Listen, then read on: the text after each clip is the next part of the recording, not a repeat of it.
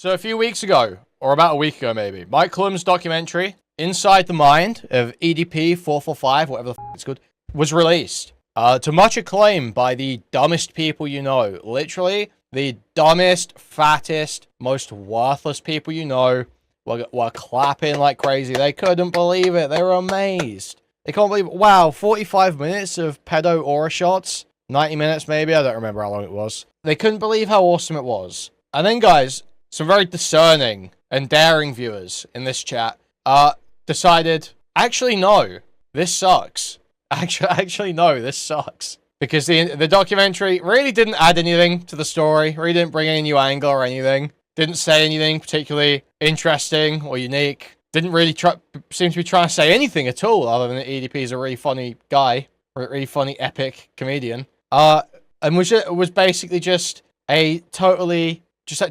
inconsistent, poorly conceived, overproduced waste of 90 minutes that, while amusing for a significant portion of it, really didn't add anything, really had nothing to give. And that was a, tiny view, guys. That was a tiny view. Nobody agreed with me, aside from you guys, about that on the day this all happened. Because I said, I'm taking credit here. I was the first one criticizing this video. I was the first one. But now the dam is broken, guys. The dam is broken. Everyone's saying how bad this video is. And fat wops everywhere are struggling to cope. So let's take a look first at this new clip cut from a documentary released by Mike Clum on his second channel. And see, guys, do we think this was like a good use of time with EDP? Do we think this is worth releasing even on the second channel? I mean, I don't care if he releases it. I think it's funny. I think it's good to laugh at. But I do question what it helps with in terms of the allegations, the case,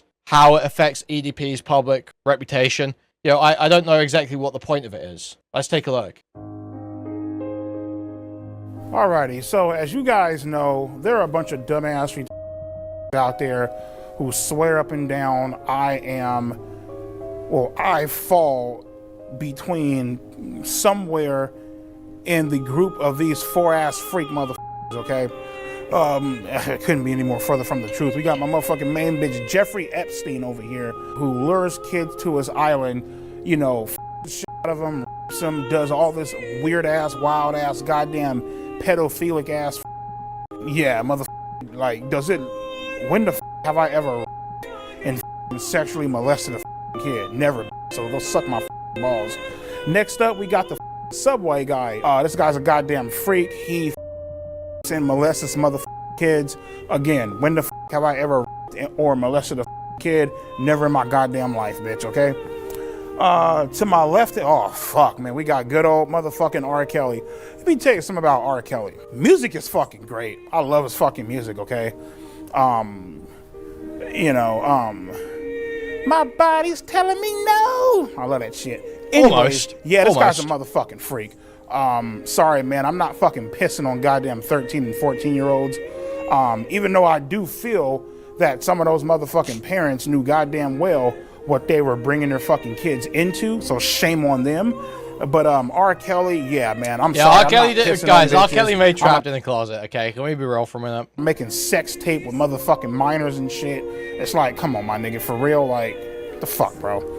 Last but not least, we got my main bitch, Michael fucking Jackson, who I love and fucking adore. I think his music is motherfucking amazing. There's nobody in this world that's a greater entertainer than Michael Jackson. Do I think he's a goddamn freak? Yeah, I think Mike's on some freak shit. You know what I mean? I do think that he loves fucking playing with kids and stuff. You know what I mean? He is a goddamn wild ass motherfucker, and who the fuck knows? He probably did have his dick sucked by a fucking 8 or maybe even a fucking 10-year-old fucking chick. Shame on you, Michael, but you are the fucking greatest. No, he was with little boys. He was touching little boys. So yeah, wow, that was like I got the point there. I don't know about you guys. I feel like I got the point there. I think that was a great use of Mike Clum's time. Let's just talk about the ending of the documentary briefly as well. I need to find it though. Wait, let me freeboot Sleepy for 2 seconds while I find the doc. So there's some other issues with this documentary, and Sleepy has pointed one out. I think I watched a bit off stream. Let's, like, 125 this or 15 this. So I'm beginning to see this narrative take shape and be repeated over and over, most notably now by Diesel Patches, and I don't even blame him. Gideon quickly knew about it because his manager told him. And here's my issue with this segment. Gideon is claiming, well, it would seem like Kayla was messaging EDP before he joined my Discord server, so I guess I'm in the clear. You still invited a known pedophile in your Discord server filled with children. In this response video, Gideon kind of... So shout out Diesel Patches, I totally agree. Whether Diorio not only seal clapped for it, he has been crying about people criticizing the documentary the whole time while being too pussy to say any names. Literally won't poke his head out and say, dude, I hate everything's retarded, Dead Domain's retarded, Kuihman's retarded, too much of a pussy. The worst people you know are telling you can't watch this documentary. You're not allowed to watch it. whether or not Kayla met EDP in the Discord server, it's immaterial to Gideon bringing a file into a massive Discord server with 100,000 people, probably knowing that there are some minors in that server. And again, let me be clear, I'm not like calling out Diesel Patches. Diesel Patches fucked up. It's literally, I don't think it's his fault, because anyone who's doing, their daily commentary, coverage of this shit, you need to have watched Mike Clum's second channel where he's posted the uncut interview with Kayla Hoskins. Yesterday, I was planning on making a video in response to Gideon's My Side video. One of the things Gideon's uses as an excuse or a defense of himself completely confused me. I had no fucking clue what I was listening to. So in this video, Gideon goes about defending himself, saying that there were three main issues that people had with him, but one of the issues and one of the things that he defends himself with is how Kayla met EDP in the first place. So that she was talking to EDP. So we're going to knock them all out, and I'm going to address everything. So first, let's address the claim that EDP met Kayla from my Discord channel. She was a minor at the time, but now she is 19 years old. So let's address that. Kayla Hoskins is the victim being referenced in the sting operation, and she's not a decoy. Like Skeeter said, this one is for real. But how did she meet EDP445? Well, she was a huge fan of Gideon, and she was in his Discord server. EDP, after being invited by Gideon to his public server full of children, noticed her profile, found her Instagram connected to it, and messaged her. Now, the reason why people believe that EDP met her through my Discord is because I was under the impression that's how it happened, and I'm the one who put out the statement that EDP found her through my Discord. When EDP joined my Discord, when he was about to do the interview with us, he didn't join, but he found a girl in my Discord, right? And in her Discord, she has her Instagram. So EDP, being the Rizzler that he is, he slides into her DMs and he initiates contact with her. The reason why I gladly took the blame for EDP meeting her through my Discord, because at the time, I truly believe that's how he found her, and I wanted to take accountability for my role in this occurrence. But as it turns out, Kayla herself in the documentary stated that she had already been messaging EDP before I had even ever added him in my own Discord. My name is... Okay, so this is the claim that Gideon is making, and as you can see, what do we see here? On screen, it's 2 years later. He is showing a clip from Mike Clum's documentary, okay? Let me say this in no uncertain terms. Mike Clum is a narrative rapist, okay? Mike Clum has completely fucked this and butchered it. There's absolutely no reason that it should have been edited this way. I'm going to show you what's going to happen here. But Gideon, I can't even blame Gideon. I think Gideon's a content-brained sick fuck that will do anything for some views, okay? But I genuinely don't think that it was his fault for the framing that he's about to show here. I think this is entirely Mike Clum's fault. So listen to what she's going to say, and this is going to be the reason why Gideon thinks they did not meet in his Discord, but rather had met beforehand. This is Kayla Hoskins, and in June 2023, I received an Instagram DM from EDP445. So what do we just hear? June 2023, she received a DM, right, from EDP445. Otherwise known as Bryant. Even this editing, I already talked about. Kayla is 15 years old. It never made sense to me. It's very annoying because obviously she's not anymore. Anyways, that's another nitpick. I first replied to EDP because I always reply to anyone who messages me, and I didn't know who he was, but I freaked out because he told me he was, and sooner rather than later he started sending very flirtatious messages. A while later, Gideon added EDP into his Discord filled with kids for a... What did you hear there? A while later. And this is essentially the crux of Gideon's argument here. And unfortunately, other YouTubers are starting to pick up on it and starting to have questions. To me, I was like, what do you mean a while later? You said you got texted in June of 2023. What does a while later mean? And this is entirely Mike Clum's fault. There is nobody else to blame. Why is this guy dressed up like a Turkish nightclub owner? Thank you for the $5. Thank you. The one credited as the editor, director, yada, yada, yada. Okay, he's the one who put this entire thing together. There is no fucking reason that this should have been edited the way it was, because I'm going to show you the unedited, well, mostly unedited discussion with Kayla. Before I show you the interview, let's be clear. Kayla said she got into contact with EDP in June of 2023. EDP joined the server June 21st. That's a 20-day gap, okay, between June 1st and June 21st. I personally wouldn't call that a while later, so I was a little confused when I heard that. This prompted me to reach out to Himpleton, who's actually been covering the Gideon stuff for a while now, and he actually provided me with the Kayla Hoskins interview on Mike Clum's second channel. Okay, so let's hear what she says here. This is a while later. Like, a while later, Gideon... So, a while later, Gideon adds EDP to the server. Added EDP into his Discord. What are we saying here? A while after you were texted by EDP on Instagram, EDP then gets added to the Discord? That's what Gideon would have you believe. That's what Mike Clum would have you believe based on the way he edited the documentary. Let's back up and give her 35 fucking seconds extra of context. Not very much. 35 seconds of context. What was she referring to originally? Doing other stuff. Well, I met Gideon way before the EDP situation happened. I met him when he had a contest on Guess Who's the Black Person, and I won that contest. I fooled him. And then after that, his manager, Inside, added me on Discord. And then, like, a while later, Gideon added EDP into his Discord filled with kids for... What? The context of a while later is completely different than everybody will have you believe. It's not a while later after she was texted on Instagram by EDP. It's a while later after she interacted with Gideon in this Guess Who the Black Person game is on Discord. That's what the a while later meant. So once again, let's watch how Mike Clum completely fucks the narrative with the way that he edits this. My name is Kayla Hoskins, and in June 2023, I received an Instagram DM from EDP445, otherwise known as Bryant. I first replied to EDP because I always reply to anyone who messages me, and I didn't know who he was, but I freaked out because he told me he was suicidal, and sooner rather than later he started sending very flirtatious messages. Since the day he messaged me, I've been dreaming about stuff. Okay, I'm gonna skip all the fucking unnecessary recreation of him fucking joining it to Kayla here. A while later, Gideon added EDP into his Discord, filled with kids. What does that make it sound like? What does that make it sound like? It makes it sound like after he contacted me, a while later, EDP was added to the Discord. And so again, I don't even know if I can blame Gideon. The Kayla Hoskins full interview was released August 10th. My side was released August 11th. I mean, it's possible he could have seen it, but odds are he didn't. And ultimately, most people won't. This only has 4,000 views. Nobody has watched this. The documentary itself is over 4 million views at this side, is nearly at 700,000 views. So my side is nearly at 700.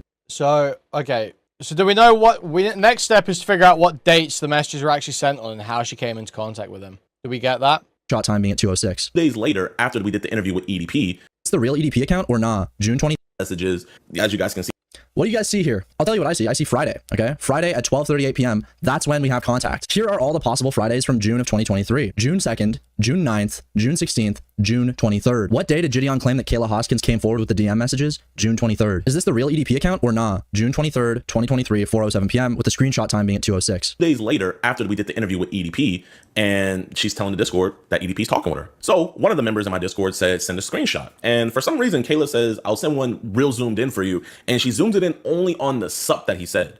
And to show that this really is him, when she showed us the messages, as you guys can see, EDP said sup. Now, while I think that Mike Clum fucked up the narrative by putting the a while ago thing in, I do have to say something. Friday. Why does it say Friday on Instagram? If this is from the 23rd and she's reporting it on the 23rd, then it wouldn't say Friday. It would just say the time. Here's a DM exchange that I had with someone, okay? And as you can see in this DM exchange, you have August 7th. So that's Thursday of last week. And then you have Friday. That's Friday of last week. It's possible, though I doubt it, that since 2023, they've changed the way that they format dates in Instagram DMs. But here's a message sent to me from earlier today. As you can see, it doesn't say Friday, right? It just says the time. This does lead me to believe that perhaps this screenshot that we got from Kayla might actually be from a week prior, which would be June 16th. Had it been any further back, you wouldn't get a Friday, you would get a date. But again, that depends on when she showed Gideon this message. If she showed Gideon this message on a Saturday, it wouldn't say Friday, it would say yesterday. If she showed it to him on a Sunday, it would then say Friday. Gideon shows Kayla Hoskins' Discord message in his server, and it's the zoomed in screenshot. But when we get the full screenshot, we don't have any context as to when this was sent. Oh shit, yeah, okay. Yeah, this isn't coming straight out of the Discord. Oh, wait, so... Now, while I think that Mike Clum fucked up the narrative by putting the a while ago thing in, I do have to say that's third. But here's a message sent to be in screen talking to him, and look at the timestamps. You can see that these are same day, June 27th. These screenshots were taken the same day that the messages themselves were sent, and then this screenshot was sent on the 27th. Now, was this screenshot taken on the 27th? We can't be sure. 100% no if anything was said before that sup. I am going to go off of her word. She says that EDP hit her up first, but I do find it a little weird that she zoomed in on that sup when someone asked for Dofo, how are you lost? How could you possibly be fucking lost on this, dude? screenshot. Now, when she first went public in my Discord server about talking to EDP, again, to me, whether or not she texted first or not, like, that does matter. What matters more to me is the dates, because a big thing that we're accusing here is that she was contacted by him prior to him joining the Discord server. Random members in my server were telling her to block him, telling her to get away, report him, and just telling her to just stop being in contact with him because, again, nobody's really concerned about what the members were saying. They were concerned about what you were saying. We're not going to go too much further into this, but we'll let him play a couple more seconds here. He's a predator. And every time somebody would tell her something about stop communicating with him, she never replied to those comments. She also made these posts in the Discord. Again, she's a 15-year-old girl. No surprise. It is your server. It is your responsibility. And if you're going to have people like EDP coming in and out of that server, things like this are going to happen. And users if she should troll him. And then, yeah, like these screenshots are coming at different times. What's annoying to me is that the first screenshot, like the one where it's sup, okay, and you can see the entire chat, I don't have a frame of reference for when that was sent to the chat. At the moment, this looks like this was screenshotted and then sent immediately. This is saying 2:43 there. It's 4:43 there. Assuming it's time zone difference explains that. Catch a predator. Again, this is behavior that you and your mods should have stopped immediately. You guys are talking about, oh, well, you know, certain people in my chat, random people were telling her to stop. You and the mods are responsible. Nobody replied to that message. Now that's bad, right? Like, shouldn't your mods have said something? Shouldn't your mods have, you know, DM that person something, timed her out? Keep in mind, all these messages that she had posted in my Discord were nearly 2 weeks before I even knew about the situation. That's insane. How did you not know about this for 2 weeks? That's gross negligence. This fucking guy just admitted to adding EDP to his server and then not checking in on his server for 2 weeks. That's like way worse than anything else that's been said so far. And I told people like in the server that EDP texted me, Jadion quickly knew about it because his manager told him. And also, I have no idea how long they were talking previous to when she put these messages in my Discord server. I just can't confirm that. Now, Like, look at the face he's pulling when he says this. Like, he's so begging the question for his audience to speculate. messages in my Discord server. I just... Look at this fucking goof, bro. It's insane. Anyways, the rest of this video is some pretty heavy victim blaming. Listen, I can totally agree. Kayla Hoskins seemed like a dumb, clout-hungry 15-year-old girl. You know what else she was? A 15-year-old girl. Like, I'm not relying on her, you know, intellect or sense of survival instinct at 15 years old for her to make the right decision. The issue is you put her in a position where this could happen. You put the entire Discord in a position where this could happen. Still has access to the exact time that these screenshots were taken. I'm just going to reiterate one more time how these Instagram DM timestamps work, okay? So as you can see at the very top here, it says 8:16. Now, if this is AM on Friday, then this will say Friday, 12:38 p.m. because it's not been a full week for it to say the date rather than the day. Does that make sense? But the second that Friday the 23rd, okay, the second that it passes 12:38 p.m., it will then say the date if this was on June 16th. Again, it's all dependent on when this screenshot was taken, which we cannot be certain of. And we also don't know when the screenshot was sent because unlike any other screenshot, as you guys see here, typically he'll include the date from the Discord message. But in this case, he decides not to. I don't know why. You know, I could be as malicious as he's been in this video and go, well, what do you guys insinuate from that? Yeah, so so this idea that Gideon is cleared of introducing EDP to Kayla is total bullshit. Totally within the Mike Clum, it's his fault for terrible editing in the documentary, for making it seem as though Kayla couldn't have met EDP through Gideon's Discord. Just total bullshit. Totally fucked the story. But guys, it's an amazing documentary. It's an amazing. Mike Clum's a genius. Now let's see the end of this documentary because I think this is important to see, guys. Because I'm seeing a bunch of people act like, and can I get rid of this fucking gay-ass... Dude, I hate in the archive. So I've seen retards, just like the dumbest people alive, saying things like, oh, what do you mean the YouTuber cameos make no sense? They were just there in the beginning introducing him, and at the end, to shit-talk him. What's wrong with them just shit-talking him? What, you don't want him to be condemned by famous people? This shows you how hated he is. It shows how much everyone hates him. Let's see what the tone and editing is, actually, of the ending of this documentary. What does this convey to us? 656-HOME or visit rain.org. That's RAIN.org.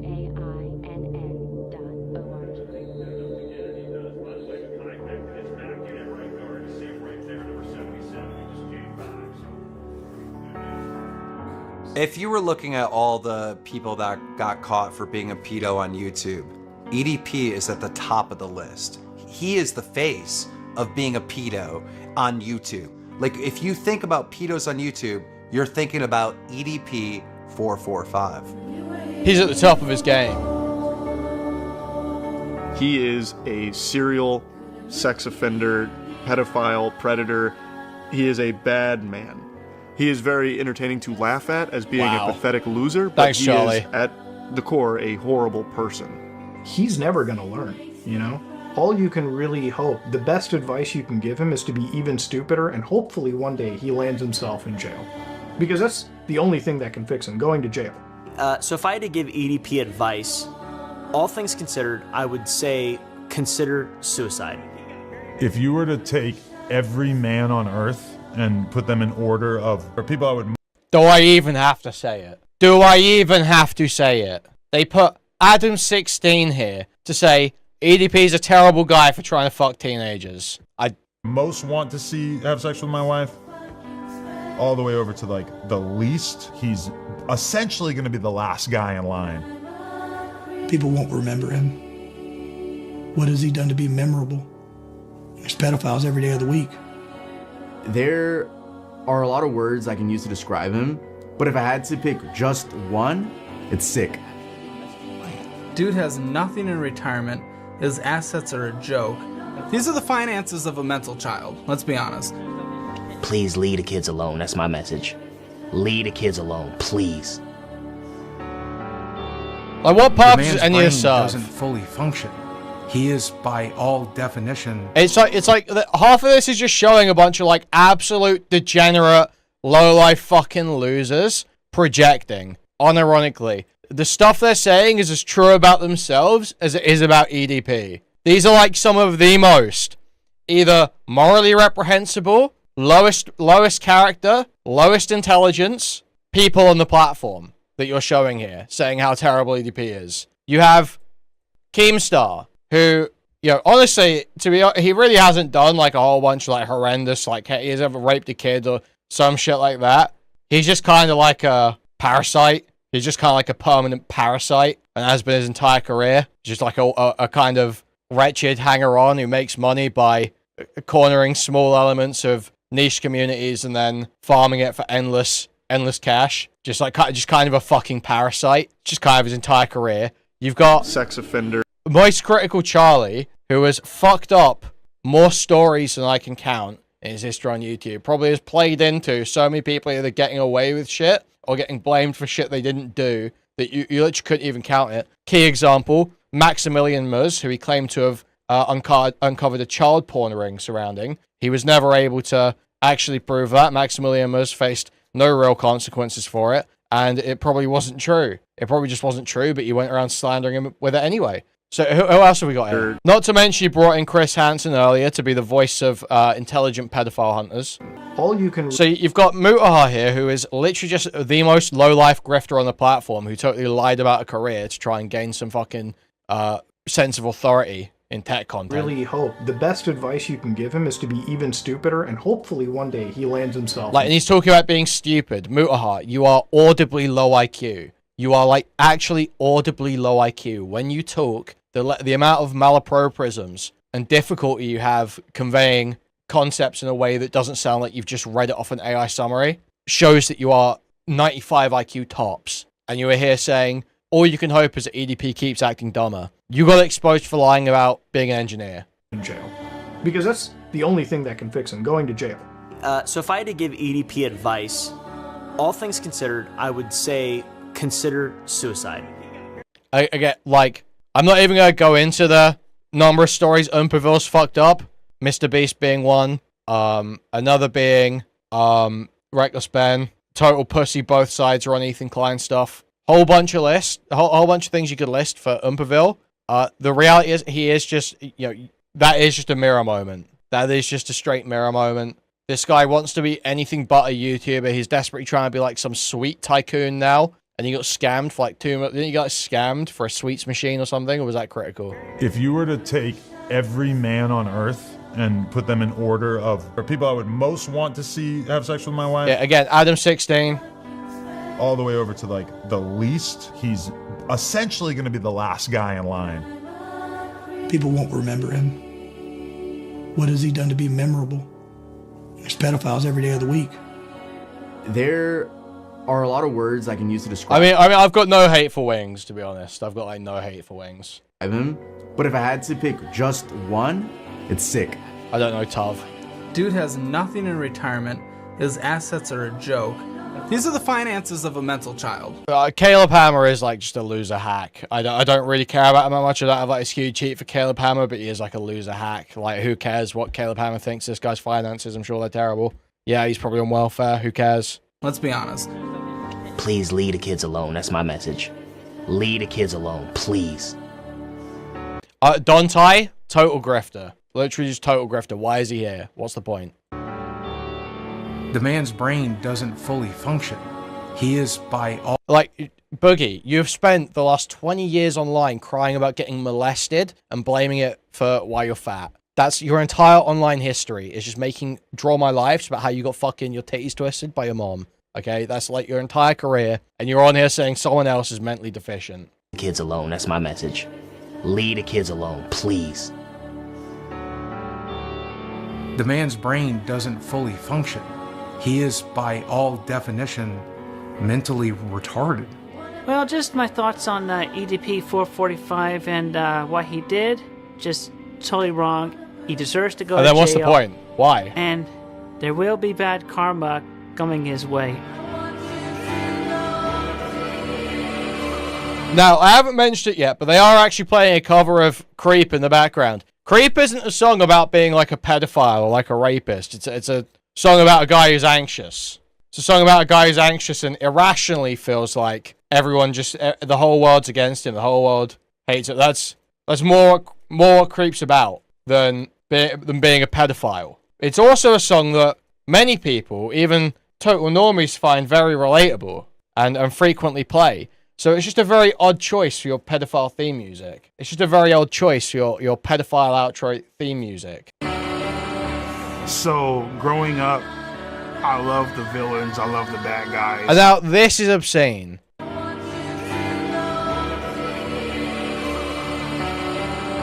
So, growing up, I love the villains. I love the bad guys. The story isn't complete without there being a fucking villain, without there being opposition. And, yeah, man, he's the heel. He's the villain. He's a bad guy, but we all just love to hate him. You know, you'd never want him to go. You'd never want him to be in prison. You always want him around. He's like Triple H. He's like Triple H. You never truly want him gone. There will be bad karma coming his way.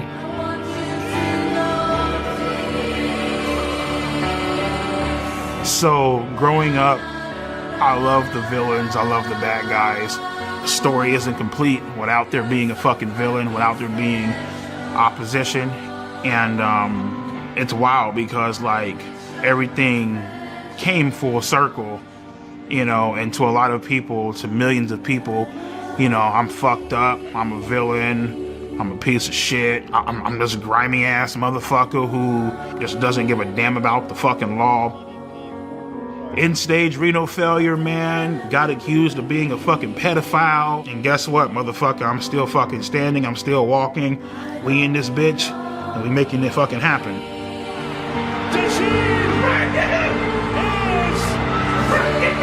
Dude, the Eagles. Dude, it's so inspiring. So inspiring. Turn this shit up.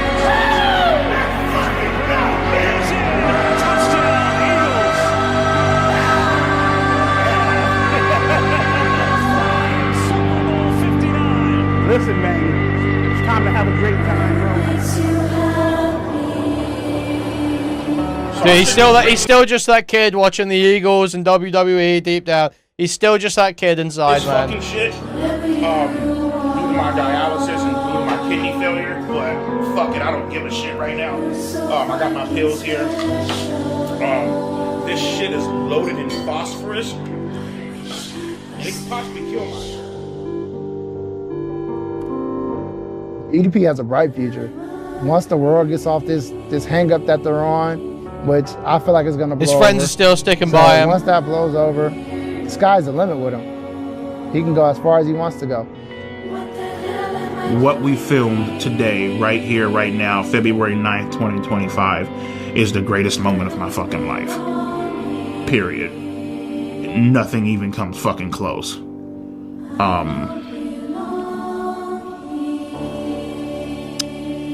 Yeah. Wrote this? Yeah. Hey man, as far as these chat logs go, I don't know who wrote this. This wasn't me though. You feel that? Oh shit. Like that. And the outro, as if the documentary, as if the FBI are looking at this doc like, oh yeah, now we're gonna press charges. It's so fucking self-aggrandizing. It's so fucking lame, dude. What do you describe that outro as? Is it other than pro-EDP? It is pro-EDP. It's like, dude, yeah, man, you hate him, but you love to hate him. He's like the heel. He's the villain. Man, go Eagles. The Eagles won, yeah. EDP fucking won. How else do you describe this? And anyone with any fucking sense, with their fucking eyes open, can see that. So IHateEverything actually made a video about this and spoke about some of his issues with the EDP doc. And I actually agreed with him. What is up, everybody? This is Alex from IHateEverything, and today I'm talking about the Mike Clum documentary, The Sick Mind of EDP445. This is his second documentary uploaded to YouTube after the dark, sad life of Boogie 2988, and unlike the one on Boogie, where I actually know who Boogie is and have actually spoken to him before, I went into this knowing nothing about EDP445, probably for the better. And it's interesting to talk about because, I mean, everyone's watching it. It's hugely successful already, despite this idea that it's being repressed and YouTube is limiting its visibility and all this. And, you know, maybe it should. Like, I think there's something quite irresponsible about this video. There is a different kettle of fish to the Boogie one. I'll start with some positives. The production value is extremely high for a drama slop video, essentially. This is easily as well made as the true crime bullshit on Netflix and a lot of sloppumentaries that are being made at the moment. And so what bugs me about this that didn't bug me about the Boogie one? Well, the Boogie stuff and the mistakes he's made sit in a different pocket to the EDP thing. I think we can agree on that. Lying about cancer and crypto rug pulls is one thing, but this is about being a child predator, essentially. And I don't think Mike Clum has the finesse to navigate this topic in a responsible way, or in a way that feels very productive and kind of is ironic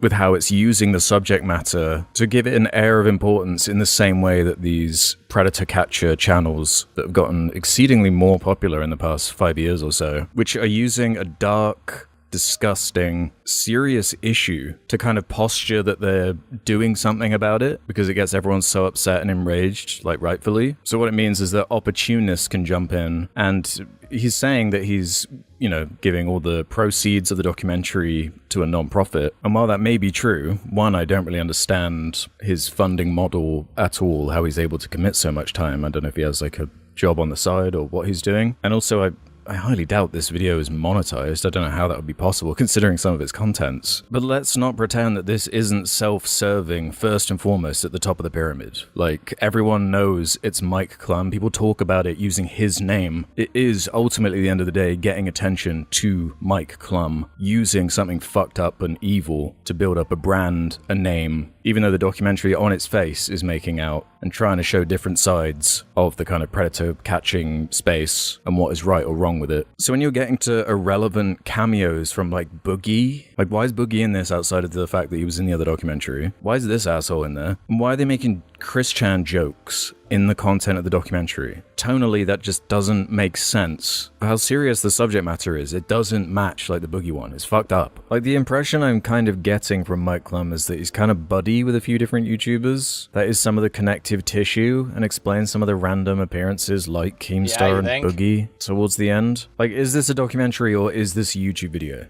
You can't really be both. You can't claim to be one when you're actually the other. And frankly, isn't confrontational enough and just seems to be acting like a platform to give him a voice. Like, was he paid for this? I really hope not. EDP, I mean. But also, it's like, why would you even agree to do this? Outside of him just being like a dumbass. I also found it quite ironic when Hansen showed up and he was like, oh, all these YouTubers, they're just doing it for attention and clicks. And it's like, what, so you're just doing it out of the goodness of your heart? Like, you weren't doing that for attention as well? Because it was a hugely successful TV show and it's what, just more legitimate because it was on television? So, terrible documentary. Great take from IHE there. How does this retarded fuck feel about it though? Let's see. That's why Mike Clum needed to go hang out with EDP445 to make one of the greatest documentaries that have ever hit YouTube. How many fucking Redditors are whining like little fucking degenerate bitch babies? People on Twitter being like, do you understand the moral implications of suck my dick, dude? All you guys watch murder porn. All you guys, oh, I need to go home and I need to grab my wine and watch the fucking 6-woman rapist spree where the guy, where they spread the blood and the bodies all over the fucking floor, and I have to watch all the footage where they're talking to the murderer.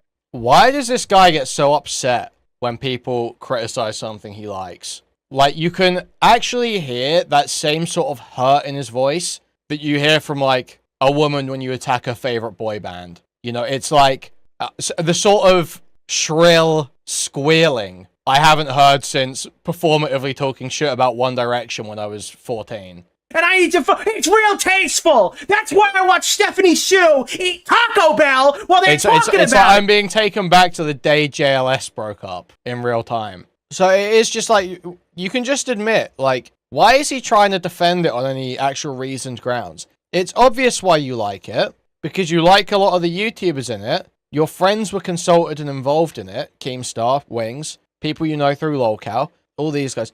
A lot of people you're sort of loosely engaged with were consulted or aware of it in advance, and you got to soy clap at stuff you knew. You got to soy clap at stuff you knew from drama. That's why you enjoyed it. So let's stop pretending it's because it did a good job conveying the story. Let's stop pretending it's because it was a good documentary that was tonally consistent or conveyed a clear message or anything like this. Let's stop pretending any of that. just say you enjoyed it because it's like your goy slop. Like, I would say, you know, there's plenty of things I enjoy because it's like my goy slop. You know, like Star Wars stuff. I'll say it's my goy slop. I like it. It's got... Star Wars Zero Company has Anakin in it. I'm going to soy clap and think how cool Anakin is. How much I think Anakin is epic when I'm playing it. And that's why I like it. I can admit that. Why can't you admit I like the EDP pedo documentary because it's like my goy slop. I like soy clapping at it. Is it really that big? Is that really that shameful for you, Nick? Why do you have to pretend to have some reasoned argument? But guys, fortunately, there are people who suffer even worse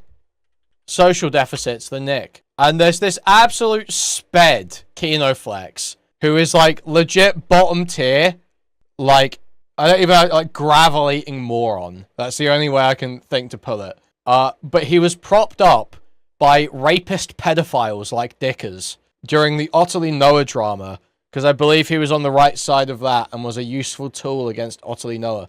So rapist pedophiles like Dickers propped this guy up as anything more than human. And he's put out a video defending the EDP doc, so let's take a look. I was completely blown away by it. I think Mike Clum is a fantastic interviewer who knows exactly what to do in order to get answers out of people. What compelling answer, what new answer did he get from EDP? EDP didn't really admit to it. At the very end, he's like, yeah, that wasn't me. He talks in hypotheticals most of the time. What compelling, crazy answers did Mike Clum get? And as a result, you get a subject that should be niche to most people, only to become universally accessible. I would say he explored... No, this really wasn't niche. This was the biggest drama of the year when it happened. Everyone knows the cupcake stuff. Everyone knows Gideon. This isn't niche. This is like very big online story. Online story, but incredibly big one. Not niche in any way. Or the subject so thoroughly to a degree that I don't think there's Thank really $5 anything else he Thank could have done to make it better than it already is. So I'm satisfied with it, but I've seen a number of people, such as the channel IHateEverything, approaching it in the most bad faith way possible so they could dismiss it. And okay, so what's bad faith about it? So hopefully, by the end of this video, Kinoflex is going to have made it clear what IHE is saying that he does not believe. Okay, that's what bad faith, as I understand it, means, is when you engage in a way where you don't really believe what you're saying in some way, whether it's an inconsistent standard that you're applying deliberately, whether it's something like that you don't believe it, you don't truly believe it. That's what I'm looking for here. And yeah, I am a little bit concerned because I have heard it reported before that bad faith is like a dog whistle phrase that pedophiles use to identify each other online. So I don't know why Kinoflex is saying it, but I think we'll look past that for a moment. To respond to some of it, because the types of arguments Alex or IHateEverything bad makes in the faith video... equals map pride. This has been said. This has been said. What Alex is doing here is questioning Mike Clum's intentions for the documentary, where he's basically calling him a grifter because he wouldn't be doing this at all if he didn't get anything out of it. Which is also the biggest point I've seen raised against him by his critics. It's kind of like how people criticize... So, no, he's not saying he's a grifter because of that. You're not necessarily a grifter. Obviously, people in capitalism produce art for the sake of, supplying a market. That is how things operate, and IHE isn't contesting that's how things operate, and isn't even saying it's how things shouldn't operate. All that's being said is that it is not purely altruistic to frame it, to dismiss any criticism on the grounds of it being altruistic because it gives money to charity would be dishonest. That's all IHE is saying, is that it would be dishonest to dismiss all criticism on the pretense of an altruistic motive because it is not truly altruistic. As Mr. Beast for curing people's blindness or attempting to build and maintain clean water in Africa. And it's the most inconsistent and... Yes, I think the charity shit is is a vacuous gesture. He's just trying to seem like he's doing something when, yes, obviously it wasn't expecting to make a lot of money off of the fucking YouTube ads, and it was probably get demonetized anyway, and by his critics, as he's trying to make his audience think that Mike Clum just inserted all of these people at random parts of the documentary, when most of them only show up in the beginning, where they're introducing EDP to the audience, or towards the end in a montage where they all condemn EDP to communicate to the audience how much of a loser he is, which is the best direction for a documentary like this. It's impossible. They all just communicate how much of a loser he is. Yeah, what does a documentary do? The documentary says, yeah, and he's just like the heel. He's a villain. Every story needs a villain. He's still that kid deep down. Possible to take EDP as a person seriously, as he will knowingly use the tactic of putting on a show for the audience to escape accountability of his actions. So Mike Clum makes a point of highlighting all of this not to downplay EDP, but to highlight how much of a threat he really is. Alex expects you to not have watched the documentary as he blatantly misrepresents Isn't that it. what you got from that documentary, that EDP is just like, he's like a Avengers level threat? Is that what you guys got? That's what you guys got, right? That's what we got from that documentary, right? EDP needs to go down now. Or is it? This guy's gonna be dead to renal failure in a couple years anyway. Let him just enjoy being the villain for the last couple years.